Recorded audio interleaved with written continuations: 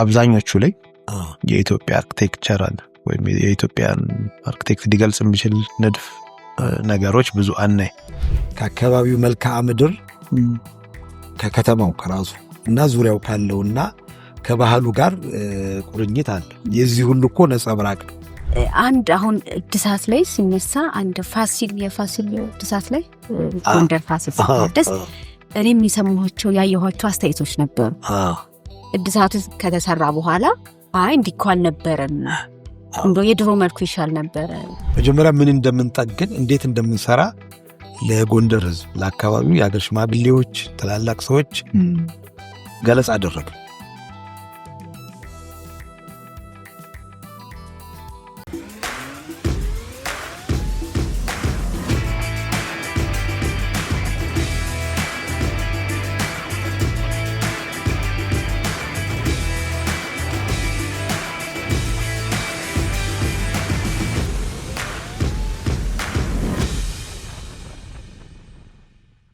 አዲስ አበባ የማሻሻል ሂደቷ እየቀጠለ ነው ያለው የሚመስለው። አሁን ደግሞ ከፍተኛ የሆነ የመለወጥ ስራ ተሰርቶባታል።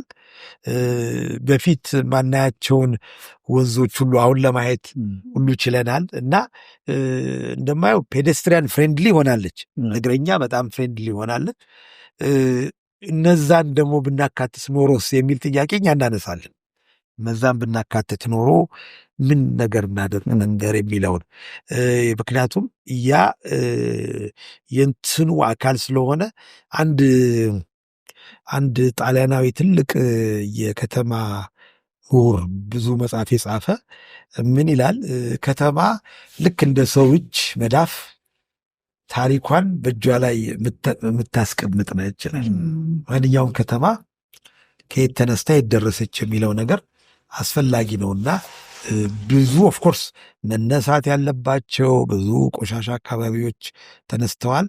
ከነሱ ጋር ግን ለይተን ደግሞ ተወሰነ ነገር ብናደርግ ጥሩ ነበር እንላለን። እንግዲህ የአስተያየት ጉዳይ ነው። ግን ጊዜ ወደፊት እኔ እንደማየው ወደፊት እነዚህ አሁን የተሰሩ ለውጦች እነዚህ ነገሮች ደግሞ ህዝቡ እየኖረባቸው ሲሄድ ምንድነው እንዴት ነው አዳፕት ያደረገው እንዴት ነው የተዋሃደው ከከተማው ጋር ተስማምቷል የሚለው በሂደት የሚታይ ነው።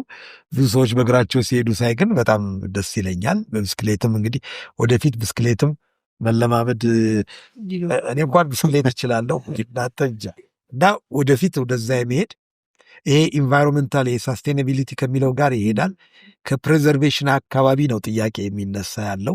እሱን ደግሞ እንዴት እናስማማለን የሚለው ነገር እንግዲህ በጊዜ የሚታይ ይሆናል። ቲንክ ጥሩ የተነሳ ይመስለኛል ሀሳቡ።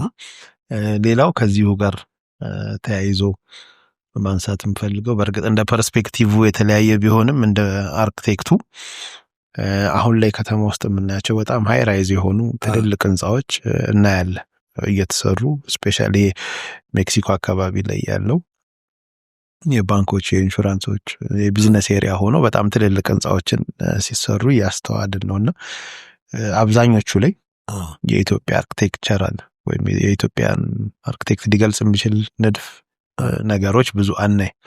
እንደዛን ነገሮች ትልልቅ ህንፃዎች ላይ ብዙ ጊዜ ሲገለጹ አናይ።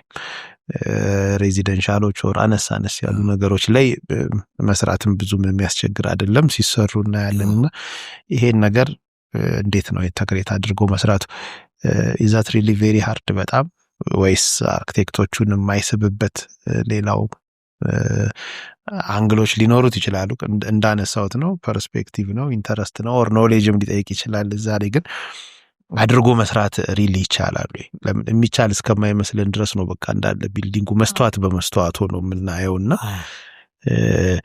ከዚህ ከስትራክቸራል ስቴቢሊቲ ጋር ከሌሎች ጋር ነገሮች ጋር ተያይዞ ቻሌንጂንግ የሆነ ነገር ስላለው ነው ብዙ የማይፈለገው ወይስ እዚች ላይ ትንሽ ሐሳብን?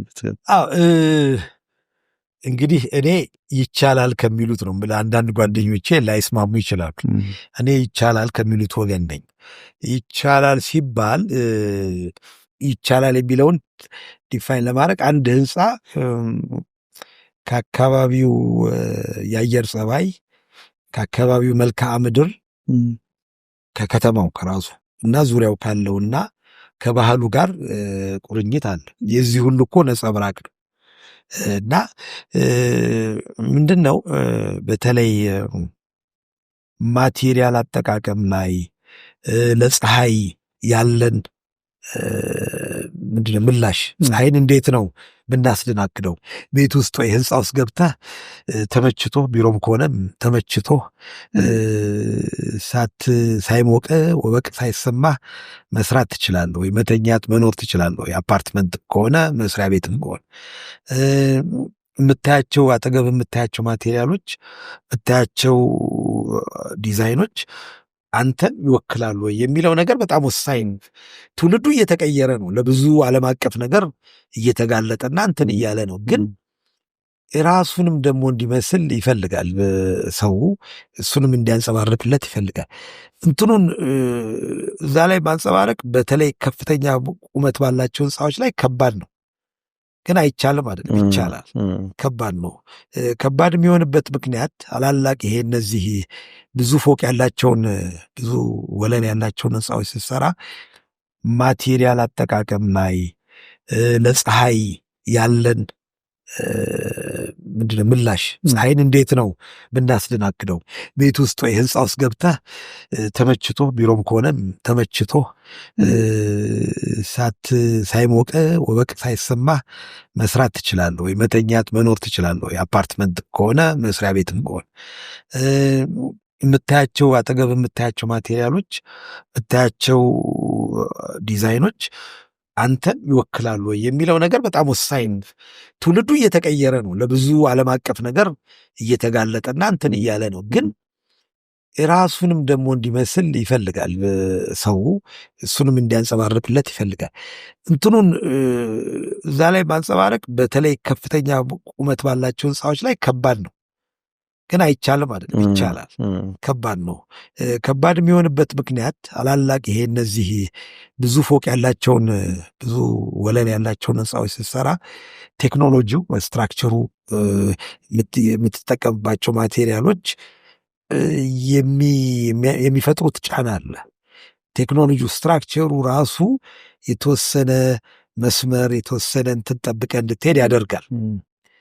ግን የሚቻልበትን ደግሞ ለማሳየት እንደ ምሳሌ የሚሆኑት ለሂልተን ሆቴልን ውሰዱ። አሁን ሂልተንን ስትወስዱ አርኪቴክቶቹ እርግጥ ሆቴል ነው፣ ግን አርኪቴክቶቹ አሜሪካውያን ናቸው። ባይዘ ሂልተን ዲዛይን ያደረጉት ዋርነር በርንስ የሚባል ቢሮ፣ የኒውዮርክ ቢሮ። ኢትዮጵያን እንግዲህ ምናልባት ያኔ ሲሰራ ዲዛይኑን እንትን ያሏቸው ነገር ያለም ይመስለኛል። ኢትዮጵያ የሚመስል ነገር እስኪ አስቡም የተባሉ ይመስል እነሱም አርኪቴክቶች ሆነው ኢትዮጵያ መጥተው ሀገሪቱን ሲዞሩ ጎንደር፣ ላሊበላ፣ አክሱም ምናምን ሲሄዱ ይደነቃሉ። አይ ብዙ የውጭ ሀገር ዜጎች እንዲህ አይነት አርኪቴክቸር አላችሁ እንደ የሚሉበት ሁኔታ አለ። ስለዚህ እዛ ላይ ለምሳሌ በረንዳው ላይ የተጠቀሙት የላሊበላን እንትን ወስደዋል፣ አንዳንድ ቦታ የአክሱምን ወስደዋል እንትን ብለዋልና የሆነ ስታየው ሌላ ቦታ የምታየው ህንፃ አይደለም፣ ዩኒክ እንትን አለውና ያሁን ጥሩ ምሳሌ ነው። ለምሳሌ እሱ ሌሎቹም ላይ በተወሰነ ደረጃ አንዳንዴ ምን ይደረጋል፣ የውጩን ለምሳሌ ያው ማቴሪያሉ ዲክቴት ካደረገው ውስጡ ላይ አትሊስት ሰው ሀገሩን እንዲመስል ሳውዝ ኢስት ኤዥያ አሁን ቻይኖች ለምሳሌ ብዙ ታላላቅ ህንፃዎች፣ ግን ብዙዎቹ ህንፃዎች ላይ አንድ የነሱ ታችም ያለበት ነገር አለ፣ የሚያደርጉት ነገር አለ። የነሱን ሀገር ባህል የሚያንጸባርቅ ነገር አለ። ዲዛይኑ ራሱ ከፓተርን እኮ ይጀምራል። ከጥለት ሊጀምር ይችላል፣ ከንትን ሊጀምር፣ ግን እዛ ላይ ያ ፓተርን ይሄድና አሁን እንደውም የቻይኖቹ እኛ ሀገር እየመጣ ነው። አሁን እዚህ ፍሬሞቹ ላይ ሁሉ ታያለህ፣ አንዳንድ ነገሮች ታየዋለህ። የእነሱ ባህል ነው ግን እና አውሮፓውያንም ለራሳቸው ሲሰሩ ያደረጉት ነገር አለ። እኛ ያው ቴክኖሎጂውን ተቀባይ ስለሆነ አይ ቲንክ መሰረቱ ቅድም ያልኳችሁ ነገር ያ የእኛን ኪነ ህንፃ በደንብ በጥልቀት አጥንተን ወደ ዘመናዊ ውስጥ የመውሰዱ ነገር ላይ በቂ ስራ የተሰራ አልመሰለም። ስለዚህ አርኪቴክቶች ዝም ብሎ ወዲያውኑ የሚመስላቸው ወይ አምጥተህ ወይ ከጎንደር ወይ አክሱም የሆነ ነገር መለጠፍ ብቻ አይደለም። ሞር ጥልቀት ባለው ሁኔታ የእኛን ሀገር እንደ ቢያንስ የአካባቢውን አየር ጸባይና መልክዓ ምድር እንዴት አድርገን ነው ለሱ እንትን ሪስፖንድ የምናደርገው የሚለው ነገር ላይ ትንሽ እዛ ላይ ስራ ይጠይቃል። በበቂም እየሰራን ነው ብዬ አላስብም። እሱ ላይ ካደረግን ይመጣል ያ ቅድም ያልከው ነገር ይሄ የኛ ሀገር ነው፣ የእኛን ሀገር እንትን አለው መንፈስ አለው ያንጸባርቃል የሚለው ነገር ይመጣል እና ስራ ይጠይቃል፣ ሪሰርች ይጠይቃል። ያው ዲዛይን ስትጀምር ቶሎ ብለህ ወደ ፋንክሽኗ ስትራክቸሯ ግን እዛ ላይ እስኪ ምንድን ነው ከኛ ሀገር መማር የምንችለው? ሰውንስ አንድ ህንፃ እኮ ስትሰራ የአርኪቴክቱ ዲዛይኑን ይጨርሳል፣ ኮንስትራክሽኑ ይሰራል። ግን ተጠቃሚው እኮ ነው ለረጅም ጊዜ የሚኖርበት የሚሰራበት የሚልበትና ያ ደግሞ ከህይወት ጋር ለዛ ለተጠቃሚው ህብረተሰብ ኃላፊነት ያለብን ይመስለኛል። ኃላፊነት ተደጋግሞ አሁን አንተ ያነሳው ጥያቄ ብዙ ሰዎች እንደዚሁ በተለያየ አጋጣሚ ስንገናኝ ያነሱብኛል። እናንተ ምንድን ነው ስለ ሀገራችሁ ምንም አታስቡም እንዳታቁ በጣም ብዙ ሰው እና ያውም እኔ ትንሽ የምሞክረው ሰውዬ ማለት ነው። እንደ አጋጣሚ ብዙ ትልልቅ ፎቆች አልሰራሁም። አጫጭሮቹ ትናንሾቹን ሰራቸው ህንፃዎች ላይ ግን እንደ ፕሪንሲፕል እንደ ዲዛይን ፍልስፍና ማምንበት ስለሆነና ሌሎቹም ላይ መምጣት ይችላል ብዬ አምናለሁ። ግን ከባድ ነው። ጥናት ይጠይቃል፣ ስራ ይጠይቃል፣ ራስን መረዳት፣ ሀገርን፣ ካልቸሩን፣ አካባቢን መረዳት ትንሽ ወደዛ ትኩረት መስጠት ይጠይቃል። እንግዲህ ብዙ አሉ አርክቴክቶች፣ ብዙ አሉ፣ ብዙ ታሪክ ያስተላለፉልን አሉ። እንግዲህ አዳዲሶቹ እዚህ ላይ እንግዲህ እነሱ የሚገቡበትና ዘመናዊነትን ባህላችንን ሳንመለክ እርሳችንን ጠብቀን የምንሄድበትን አግባብ እንግዲህ እንዲሰሩ አደራ እንላለን። አንድ አሁን እድሳት ላይ ሲነሳ አንድ የፋሲል እድሳት ላይ ጎንደር ፋሲል ሲታደስ እኔም የሰማኋቸው ያየኋቸው አስተያየቶች ነበሩ። እድሳቱ ከተሰራ በኋላ እንዲህ እኮ አልነበረም፣ እንደው የድሮ መልኩ ይሻል ነበረ፣ ነጭ ቀለም ቀብተው አደስናሉ የሚባሉ ነገሮችም ሰምቻለሁና እንደው ይህንን ከባለሙያ አንጻር እዛ ላይም ገብተህ ስለሰራ ብዙ ጥናቶችንም ስላደረግ እስኪ ስለሱ ንገረን። ምንድነው ያ ቅርሱ ሲጠገን ወይም ከመጠገኑ በፊት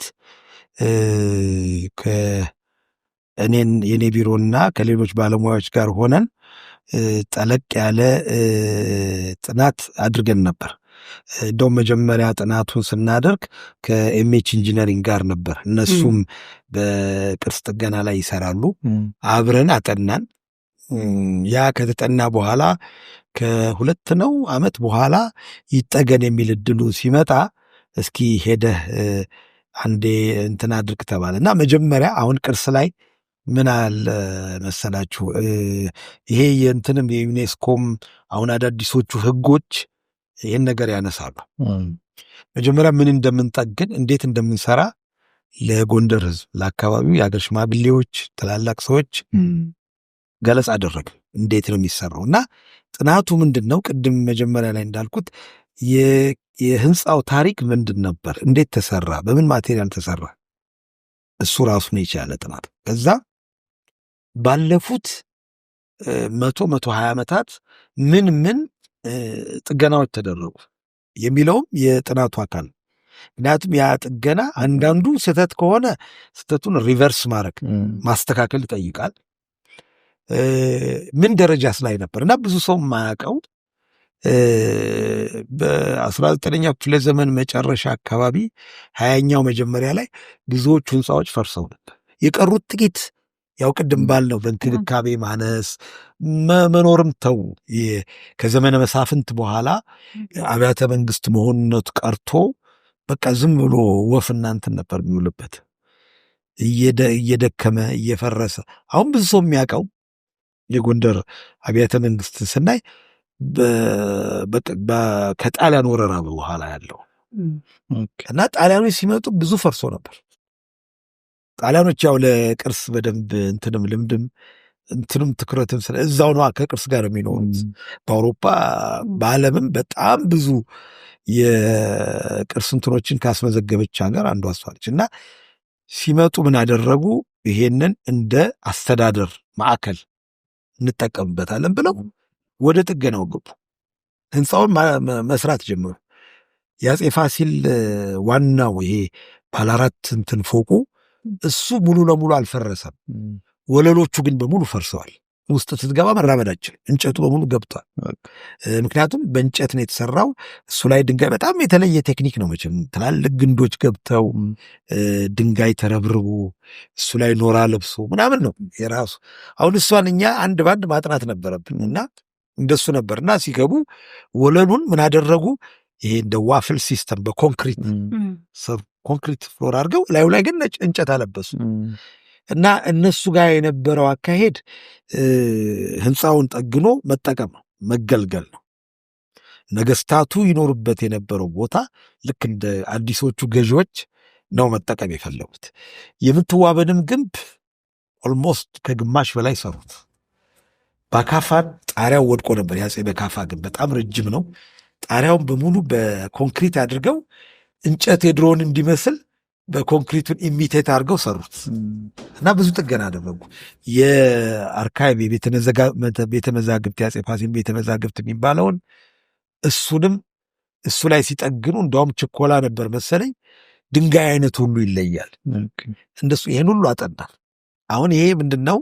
ቅድም ለተነሳው ጥያቄ አሁን ዩኔስኮ ወይም ሌሎች ዓለም አቀፍ ተቋማት እንዲህ አይነት ይሄንን የሚከታተሉ እንዲህ አይነት ዓለም አቀፍ ቅርስ ላይ ጥገናው ሲካሄድ ምን አይነት ስቴፖችን ወስዳችኋል የሚለው አንደኛው ምንድን ነው?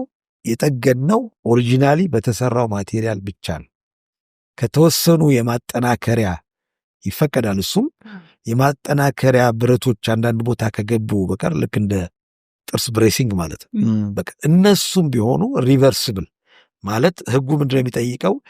እናንተ አዲስ የምታስገቡትን ነገር በኋላ ሀሳብ ቢቀየር መንቀል መቻል አለበት። እንደሱ ተደርጎ ጠቀንና ኖራው እና ምንድን ነው በቃ ውሳኔ ደግሞ ስትጠግን ምን እንዲሆን ነው የምንፈልገው የሚለው ውሳኔ ከተወሰኑ ዓመታት በፊት እንደ ፍርስራሽ መተው የሚል ሐሳብ ነበረ። አሁን ግን በአዲሱ መንፈስ ከህብረተሰቡን ጋር ስናወራ ይሄ ጎንደር አብያተ መንግስት ለእኛ ኩራታችን ነው፣ የታሪካችን አካል ነው እና ድሮ የነበረውን ግርማ ሞገስ መያዝ አለበት የሚል ጠንካራ መንፈስ አለ። ያንን በመከተል ቅርሱን እንደገና ወደ መጠገን እና የፈራረሱ ነገሮችን የፈራረሱ ስላችሁ ቅድም ብያለሁ፣ ኤቪደንስ ያላቸው ወይ ፎቶግራፍ ወይ ድሮ በ18ኛው ክፍለ ዘመን ሁሉ መጥተው የሳሉ ሰዎች መስመሯን እየተከተል ልክ በነበረበት እና ኖራው ያኔ በተለይ ጥምቀት አካባቢ ነበር ሲነሳ ገና በደንብ ስላልታጠበ ወዲያውኑ ነጭ ሆኖ ታየ። ግን ልስን አይደለም፣ ተኩስ ነው የተደረገው። ተኩሱን ራሱ በጥንቃቄ እያንዳንዷ ቦታ ላይ አየር ባብል እንዳትይዝና በኋላ እንዳትፈነዳ በእንጨት መዶሻ እየተፈለገ ነው የተሰራው እና ከኦሪጂናል ቴክኒኩና ከኦሪጂናል አሰራሩ ውጭ ምንም የተሰራ ነገር የለም። ከነዛ ጥቂት ካልኳችሁ የብረት ማጠናከያ ለስታቢላይዜሽን የተጠቀሟቸው ኤሌመንቶች ስትራክቸራል ኤሌመንቶች በቃ ፍሎሮቹ ገብተው ብለው እና አሁን ምንድነው የሚሆነው? ይገርማችኋል። ልክ በተለይ የእንቁላል ግንቡ ላይ አናቱ ላይ ያለው የእንቁላል ቅርጽ ያለው ገና ሻጋታውን ስናነሳው ነጭ ሆነ፣ ገና ምንም ነገር ሳናረግ። ስለዚህ የአፕኪፕ የሜንቴናንስ ቶታ አሁን ግን ክሊኒንጉ ምኑ ተካሄደ ተደረገ። የማያስፈልግ ነገር ደግሞ አልነካም፣ የማያስፈልግ ነገር አይነካም፣ ባለበት ይጠበቃል እና እንደሱ ተደርጎ አሁን የሚጠበቀው ምንድነው? ዘንድሮ ኦልሬዲ በአንድ ክረምት ቀለሙ መመለስ ጀምሯል።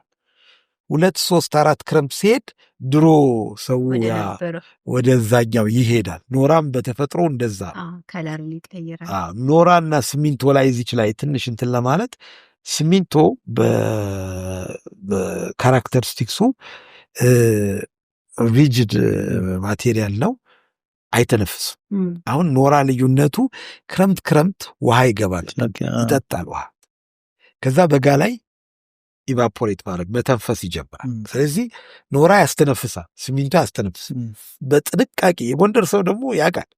ሲሚንቶ ገባ፣ እኔ አዲስ አበባ ድረስ ይደወልልኛል። ምንድነው ያ ሲሚንቶ? ለሆነ ስራ ለሆነ ፔቭመንት እንኳን ሲሚንቶ ከገባ የሚከታተሉ ሰዎች እና በከፍተኛ እንዲህ በክትትል ነው የተሰራው። ኮንትራክተሩም ልክ ህጉን ተጠብቆ የምንጠይቀውን ነገር በደንብ እያሟላ በጥንቃቄ ነው የተሰራው። መጨረሻ በቃ በዚህ ሁኔታ አልቋል። እንግዲህ እናንተም በቅርብ ጊዜ ሄዳችሁ ታያላችሁ ብዬ ተስፋ አደርጋለሁ እና ለህዝቡ በተለይ ግሎሪው የድሮ ግርማ ሞገሱ እንዲመለስ የሚለው ነገር በጣም ትልቅ አካል ነው። ሌላው ምንድን ነው? ህንፃዎቹ በሙዚየምነት በምናምን አገልግሎት ተሰጥቷል። ያ ሙዚየም ግን ስዕሎችን ከመለጠፍ ዕቃዎችን ከማስቀመጥ ውጭ ህንፃው ላይ ምንም አይነት መንካት ወይ ማፍረስ ምናምን የለም እና ያው ድሮ በነበረበት ነው። ውሃን መከታተል መቋቋም ምናምን እና ኮንቲኒየስ የሆነ ሜንተናንስ ይፈልጋል። ሌላው የተሰራው ላንድስኬፑ ነው። ግቢው ላንድስኬፑ ሳር እንዲበቅል እግረኛ መንገድ በተለይ ለዲስኤብልድ እንትን እንዲደረግ ተብሎ የዘመናዊ ነገሮች ገብተዋል። ዘመናዊ ማለት ይሄ ፋየር ሴፍቲ እንደዚህ የመሳሰሉ ነገሮችን በየቦታው ክትትል ያስፈልጋል። ሰው ከተወሰነ ሰው በላይ ህንፃው ስትራክቸራል እንትኑ አንዳንዱ በተለይ በእንጨት የተሰራ ስለሆነ ሎድ እንዳይበዛበት ዝም ብሎ ማዕት ሰው እንዳይገባ ሁሉ ክትትል ይደረጋል። ያው መመሪያውንም እኛ ጽፈን እንሰጣለን። እንደዚህ እንዳታረጉ እንደዚህ የሚባልና ኮንሲስተንት የሆነ ክትትል ይፈልጋል። የጣሊያን ጊዜ የተሰራው በተለይ አርካይቡ ላይ የዚህ የጽህፈት ቤቱ የአፄ ፋሲል የመዛግብት ቤት እሱ ላይ የሚገርማችሁ በጣም ፎቶግራፍ እያንዳንዷ ስቴፕ ባይዘወይ ቅርስ ጥገና ላይ በፎቶግራፍ ሬኮርድ ትደረጋለች። ምን ነበረ ምን ነበረ በቪዲዮ ይነሳል፣ በፎቶ ይነሳል እና ዶኪመንት ይደረጋል። ምክንያቱም የሚቀጥለው ጊዜ ለትሴ ከዛሬ 30 ዓመት በኋላ የሚቀጥለው ጥገና ደረግ እና እኔ እዚህ ላይ መንግስት በእውነቱ ትኩረት ሰጥቶ በዚህ ደረጃ እንዲጠገን ማድረጉ በጣም የሚያስመሰግን ስራ ነው እና በዚህ ደረጃ እስካሁን እኔ እንደማውቀው በዚህ ደረጃ ተጠግኖ ያውቅ ወይ አንድ ህንፃ ይጠገናው። አሁን ግን 4 ህንፃዎች ነው የአፄ ፋሲለደስ ግንብ የአፄ ኢያሱ አፄ ኢያሱ ላይ ጣሪያውን የተሸከሙት ቅስቶች ናቸው። በጎንደር በሚገኝ ቀይ ከቁስቋም አካባቢ በሚመጣ ድንጋይ ያ ድንጋይ ኤግዛክትሊ ፎርም ወርክ ተሰርቶለት ድሮ በነበረው ቅርጽ መልሶ ማስቀመጥ በጣም ክራፍትስሜን ቅድም ያልኩት የዕደ ጥበብ ባለሙያዎችን ይጠይቃል። እንደዛ ተደረገ።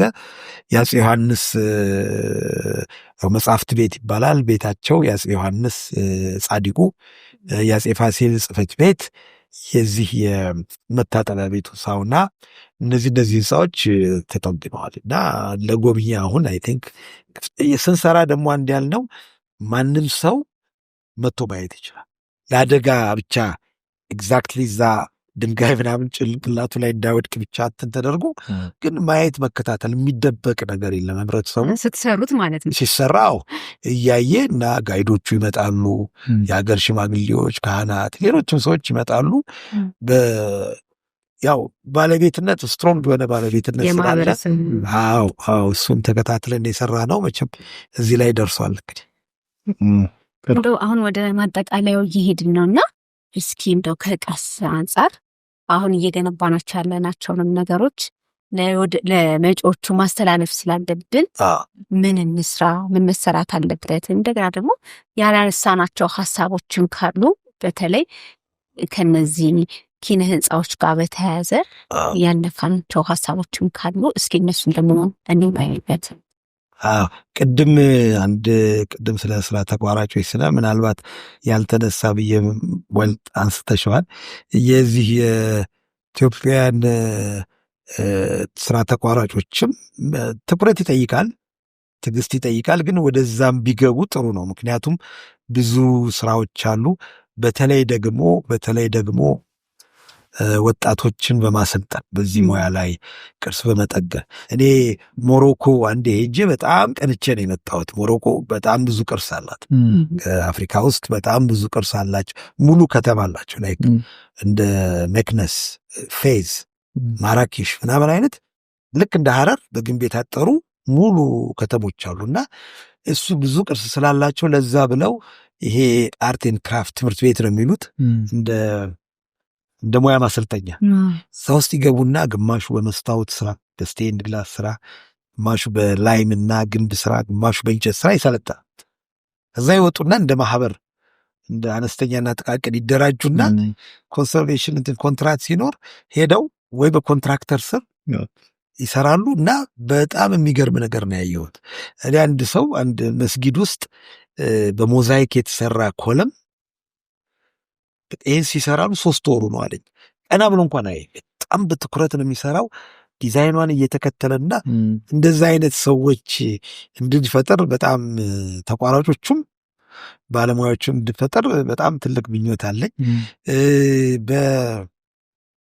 በግንባታው በዲዛይን እና በእንትን ጊዜ ትዲል ምንድን ነው ብዙ ኤክስፕሎር ያላረግናቸው ለምሳሌ በ60ዎቹ በ50ዎቹ መጨረሻ 50ዎቹና 60ዎቹ ላይ የኮንስትራክሽን ቡም ነበረ ኢትዮጵያ በአፄ ኃይለ ሥላሴ ጊዜና እዛ ላይ አንዳንድ የውጭ አርኪቴክቶች የሰሯቸው ስራዎች ሪሊ እንደው በደንብ ጠለቅ ብለን ብናያቸውና ከነሱ ብንማር የሚልም እንትን አለኝ። ለምሳሌ ሾሜት የሰራቸው ህንፃዎች እድሳት አይፈልግም ብዙዎቹ። ለምን የሚጠቀምባቸው የአካባቢ የእኛን ድንጋይ እኮ ነው፣ ግን የተለየ ቴክኒክ ወስዶ ክላዲንግ ይጠቀማል ድንጋዩ በጠጠሮቹ ሳይቀር 4 ኪሎም አለ ብዙ ቦታ አለ እና ያ ብሔራዊ ባንኩንም የትልቁን ባንክ ኮመርሻል ባንክ ሆነ እሱ ነው የሰራው ዶሙን እና እዛ ላይ የተጠቀምባቸው ማቴሪያሎች ለምሳሌ እድሳት አይፈልጉም። እኛም ትንሽ ወደ ዲዛይን እና ሁሉን ዕቃ ከውጭ እናምጣ የሚለውን ነገር ትንሽ ቀነስ አድርገን አገር በቀል በሆነ እዚህ አገር ባለው ማቴሪያል ግን እያሻሻል ለኮንስትራክሽን በሚመች መልክ እያደረግን ብንሰራና ብዙ ጊዜ እድሳት በየጊዜው የማይፈልጉ ዛሬ ተሰርተው ከ2 ዓመት በኋላ እድሳት የማይፈልጉ አይነት ስራዎችን ብንሰራ። ሌላው በሙያም አካባቢ እርስ በርስ ቅድም የተነሳም አለ በባለሙያዎች አካባቢ መከባበርና እንዲሁ መነጋገር ሀሳብ መቀየር ነገር ቢኖር አሁን እኔ ከስትራክቸራል ኢንጂነሪንግ ከሚሰሩ ጓደኞቼ ወይ ስራ ብዙም ማራለሁ እነሱም ስለ አርኪቴክቸር መማርና እንደዛ አይነት የመመጋገብና እስኪ ምን ብናደርግ ይሻላል ብሎ የጋራ ውይይት ማድረግ ሪሰርች እና ዲቨሎፕመንቱ ደግሞ በማቴሪያሎች ላይ በተለይ ቢሰራ በኮንስትራክሽን ቴክኒኮች ላይ ቢሰራ ዛሬም ጀምርና ከዓመት በኋላ ቆም እናደርገው ወይ 2 ዓመት ይሄ በጣም የዛሬ 40-50 ዓመት እዛ ህንፃ ኮሌጅ ኢትዮ ስዊዲሽ ኮሌጅ የተጀመሩ ሙከራዎች ጥናቶች አሉ። እነሱን እንደው በጣም ሲሪየስሊ አንደኛ የትምህርቱ አካል ማድረግ ልጆች አካደሚክ ብቻ ቲዮሬቲካል ብቻ ሳይሆን እጃቸውን ተማሪዎችን ዩኒቨርሲቲ ተማሪዎች ማቴሪያል ላይ የመንካት እነሱ ላይ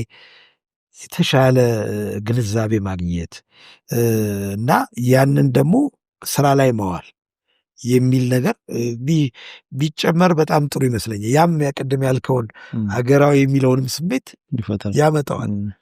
እኔም እነዛ ማቴሪያሎች ስጠቀም ብዙ ጊዜ ኤክስፖዝ ስለሆንኩና ስለሞከርኳቸው ነው።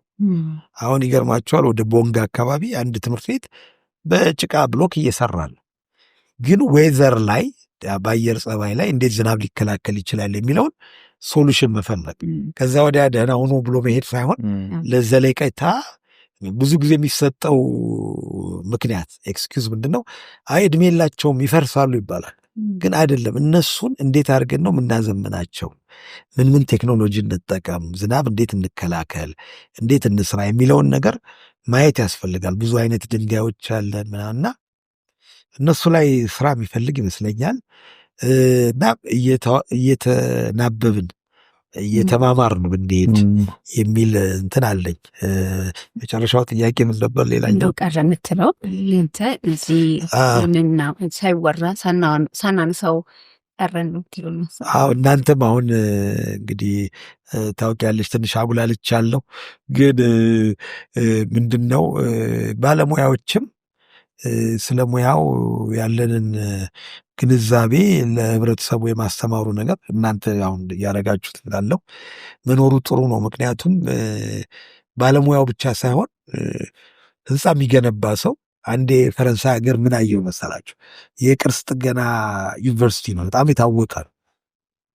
ቱር ኤፌል አጠገብ ያለ ሻዮ የሚባል ትምህርት ቤት እና እዛ ሄድኩና እየጎበኘው እያለ ስለ ሌክቸራቸው ስለሚያስተምሩት ትምህርት ሲነግሩኝ ይሄ ደግሞ ማታ ማታ የምንሰጠው የአርኪቴክቸር ሌክቸር ሲሪስ ነው አሉ።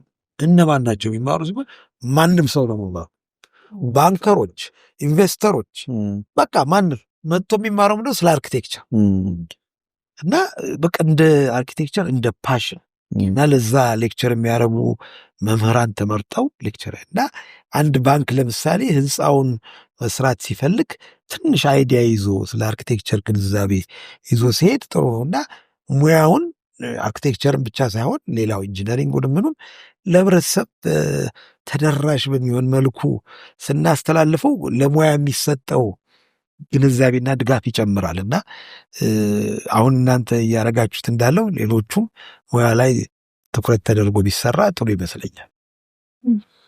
ጥሩ እንግዲህ እኔ የመጨረሻ አንድ ላነሳው የምንፈልጋት ነጥብ ጨርሰናል።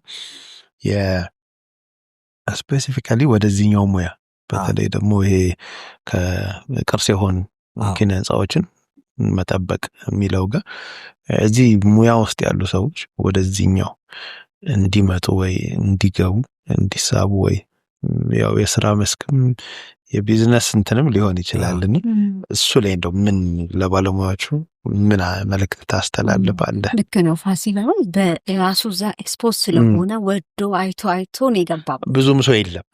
አንድ ተፈልገን የተገኘው እና ማፍራት ይፈልጋል። ያው ከማስተማሩም ጎን ለጎን ግን ያው ሰው ኢንተረስትድ ሆነው እንዲገቡበት ምን ሀሳብ ታስተላልፋለህ? ምን ቻሌንጅ አለውስ? እነዚህ ቻሌንጆች አሉት፣ ግን ተገብቶ ደግሞ ይሄ ቢሰራ ቢሞከር ብለህ መልእክትህን ብታስተላልፍ ከልምድ።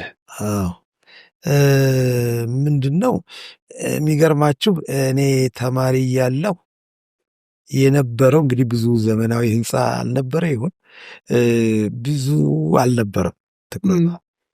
ግን የዚህ በተለይ የኢትዮጵያ ኪነ ህንፃ ታሪክ ትምህርት ከተጀመረ በኋላ በዩኒቨርሲቲው አሁን ሲሄድ ወይ ኢቭን ከተማ ውስጥ ወጣቶች መጥተው እዛ ስላረከው ሌክቸር ወይ ስለ ኪነ ህንፃ በጣም ኢንትረስት አለን የሚሉ ብዙ ልጆች አያለውኝ እና ኢንትረስቱ እየጨመረ ነው።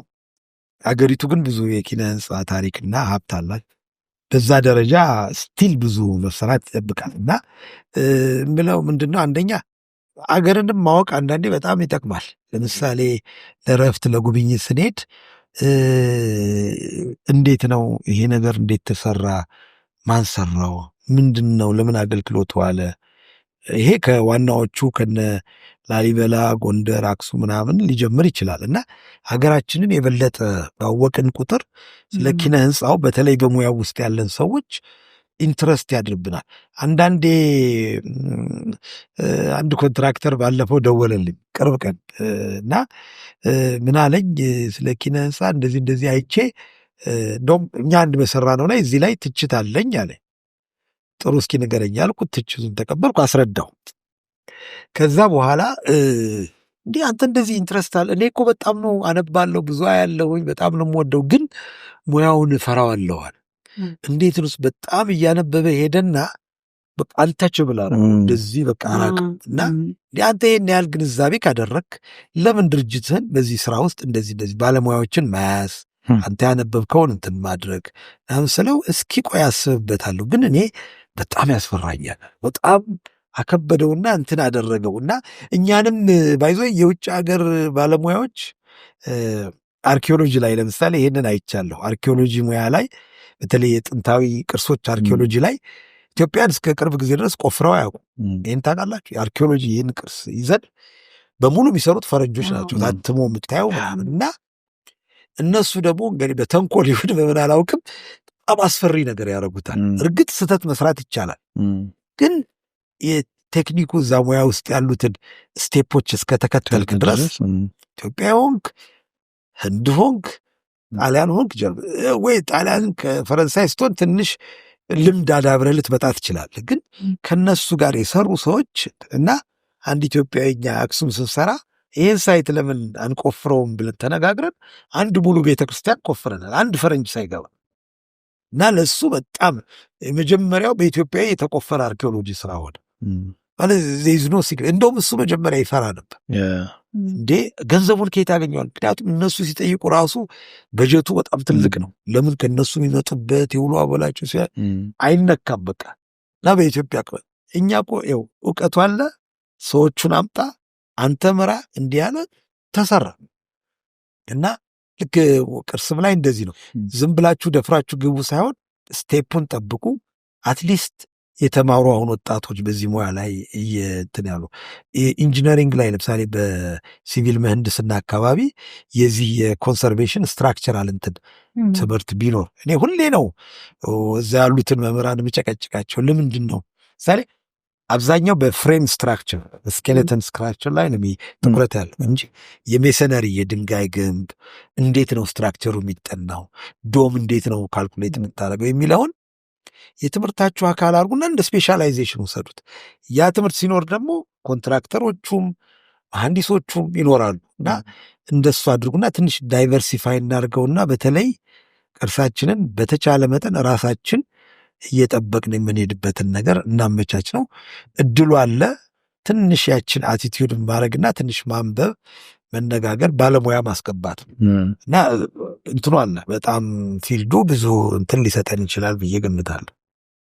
እሺ እንግዲህ ብዙ ሀሳብ ነው። ይሄንን ካነሳን እንዳንዱን የተገነቡትን ኢኖቬሽን የተሰራላቸውን ፕሮጀክቶች እያነሳን ብናወራ ብዙ ጠቃሚ ነገሮችን እንወስዳለን። ግን ጊዜም ስለሚገድበን አንተንም ደግሞ በጣም በብዙ ድካም ያገኘን የምትገኝ ሰው አይደለም። ይቅርታ። እናመሰግናለን። በጣም ነው እናመሰግነው። ይሄንን የመሰለ በጣም ጠቃሚ የሆነ መረጃ ነው እኛም ያገኘ ነው። እኛን የሚከተሉንም ብዙ ነገር እንደሚያገኙበት እርግጠኛ ነን። እንደው ግን ማጠቃለያ ያንተን ምክርህም ስለሚያስፈልግ የምታነሳውንም ሀሳብ ካለ እሱን አድርግና ማጠቃለያችንን እናድርግ። በመጀመሪያው እንግዲህ እንደዚህ ስለተወያየን እኔም አንዳንዴ ስትወያይ እኮ ነው ሀሳቡም የሚመጣውና ጥያቄ ያን ሌላ ነገር ጎትቶ ያወጣልና አንዳንድ ያላሰብኳቸውን ነገሮችም እንዳስብ ማድረጋችሁ እሱም አመሰግናለሁ። በኪነ ህንፃ ታሪክና በቅርሱ በኩል ብዙ ሀብት አለን። ማየት ከቻልንና እንትን በተለይ ኢትዮጵያን ባለሙያም ሌላውም ሀገር ውስጥ ያሉትን ቅርሶች አይቶ በእነሱ መማር ቢችል ጥሩ ነው እላለሁ። ይሄ ደግሞ ሙያ ውስጥ ወደ ኮሌጆች ወደ ዩኒቨርሲቲዎች ውስጥ የበለጠ እየሰረጸ ቢሄድና አገሪቱ ምን አላት እኔ እስከዚህ ምን እማራለሁ የሚለው ነገር በጣም ጥሩ ነገር ይመስለኛል። ሁለተኛ አንዳንዴ የማየው አንዳንድ ትንሽ የሚያስፈራኝ ትሬንድ ምንድን ነው፣ ዲዛይንን በደንብ አድቅቆ የመስራትን ነገር ትንሽ አሁን ትኩረት የነፈግ ነው ይመስለኛል እና በተቻለ መጠን ሀሳቡ ላይ ቴክኖሎጂው በፍጥነት እንድንሰራ እድሉ ይሰጠናል። ግን ዲዛይን ሀሳቡ ላይ በተለይ ዲዛይን ላይ ከአርኪቴክቸራል ዲዛይን ሌሎቹንም የምህንድስና እንትኖች እንደው ዝም ብሎ እንደ ፋክተሪ እንትን ብቻ ሳይሆን እያሰብንና እንደው ሪሊ ራሳችንን ቻሌንጅ እያደረግን ብንሰራ የተሻሉ ህንፃዎችን መስራት ምንችል ይመስለኛል። ቅድም ደግሞ ያነሳሁት አንድ ነገር በማቴሪያል ላይ ሪሰርች መስራትና እነሱን ደግሞ አገር በቀል የሆነውን የኮንስትራክሽን ኢንዱስትሪ በማቴሪያልም በቴክኒክም መደገፍ ብንችል። ሁሉ ነገር ከውጭ ይመጣል። እኔ አሁን ሁሌ የሚያስቀኝ ነገር ምንድነው፣ ማንኛውም ኢንቨስተር በቃ ስራ ሲጀምር በቃ ከውጭ አመጣለሁ ሸንትና አመጣለሁ የሚለው ነገር እንዲሁም እየጨመረብኝ መጣና መሆን የነበረበት ወደ ኋላ ነው። አሁን ቻይኖችን ስትወስዱ አንድ ዕቃ አንድ ሁለቴ ነው፣ ከዛ በላይ ያመጡ በራሳቸው ማምረት ይጀምራሉና ሪሊ የአገራችንንም የኮንስትራክሽን ኢንዱስትሪ በማቴሪያል በቴክኖሎጂ እያሳደግንና ራስን የመቻሉን ነገር የበለጠ ብናስብበት ዩኒቨርሲቲዎችንም ደግሞ ተቋማትን ለሪሰርቹ የመደገፍ ነገር ቢኖር እዛ ውስጥ ምሁራን ተመራማሪዎች ሪሊ ድጋፍ ተሰጥቷቸው በላቦራቶሪ የሚሆን ከፋክተሪዎች ጋር እየተገናኙ ሙከራው አለ የለም አይባልም፣ ግን በጣም ቢጠናከርና ከልብ ሁኖ ቢሰራ ጥሩ ይመስለኛል። ዲዛይኗን ግን እንደው በደንብ እያበሰልን በደንብ እያሰብን ብንሰራት የሚለው ነገር ሁሉንም አስፔክት ከላይ እስከታች ያለው የተሻለ ነገር ምንሰራ ይመስለኛል። ኢትዮጵያ መቼም ብዙ ባለሙያዎችን እያፈራች ነው። እነዚህን ባለሙያዎች ደግሞ ሪሊ እንደሚጠበቅባቸው እንዲሆኑ የማድረጉ ላይ ስራ ብናደርግ ጥሩ ይመስለኛል። እሺ ተመልካቾቻችን እንግዲህ እስካሁን የነበረውን ይመስላል ፕሮግራማችን። ከዚህ ፕሮግራም ብዙ እንደምትማሩበት ተስፋ እናደርጋለን። በሌላ ፕሮግራም እስከምንገናኝ መልካም ጊዜ